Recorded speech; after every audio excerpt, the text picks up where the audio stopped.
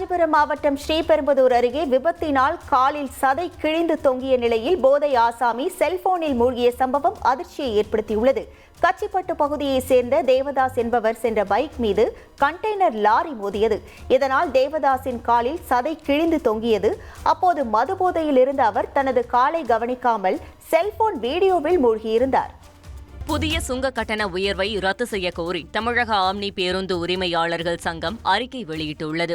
தமிழகத்தில் ஏப்ரல் 1ஆம் தேதி முதல் சுமார் 40 சுங்கச்சாவடிகளில் 5 முதல் 25 ரூபாய் வரை கட்டண உயர்வு செய்யப்பட உள்ளது. மத்திய அரசு இதை ரத்து செய்ய வேண்டும் என அந்த அறிக்கையில் கேட்டுக் கொள்ளப்பட்டுள்ளது.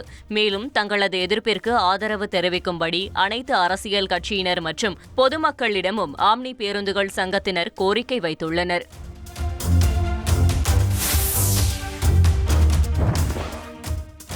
ராமநாதபுரம் அருகே குடிநீர் கிணற்றில் குவியலாக கிடந்த ஆணுரைகளை நகராட்சி நிர்வாகம் அப்புறப்படுத்தியது.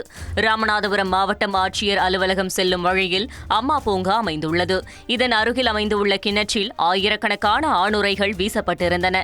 இது தொடர்பாக தந்தி தொலைக்காட்சியில் செய்தி வெளியிட்ட நிலையில் தற்போது ஆணுரைகள் அகற்றப்பட்டு கிணறு சுத்தம் செய்யப்பட்டுள்ளது.